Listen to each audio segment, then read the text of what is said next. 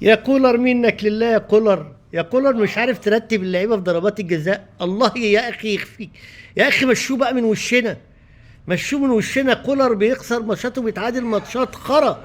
استغفر الله العظيم يا راجل، في حد يلاعب كهربا ويلاعب وراه التاني اللي ضيع؟ ما كان دخل السوليه واحنا عارفين السوليه بيشوف في الثمانيات.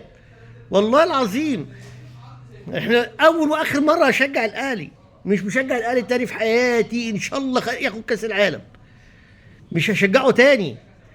ده لعيبه بارده يا اخي، لعيبه والله بارده. ياخدوا ملايين والشعب مش لاقي ياكل. حسبي الله ونعم الوكيل في لاعب فيهم. هتقول فرحنا قبل كده؟ ما احنا طول عمرنا بنشجع وبيطلع ثلاثه دينا، وفي الاخر برضه ما بناخدش حاجه، هما اللي بياخدوا كل حاجه. نحرق اعصابنا، واحد عنده القلب يموت، واحد يقف قلبه، واحد مش عارف سكر يعلى عليه، هتموتوا الناس. الله يخرب بيوتكم. لعيبه فقر ومدرب افقر كولر ده. ما اعرفش.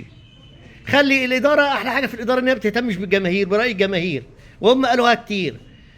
اللي هم بيشوفوه صح بيعملوه. كانتكم خيبه.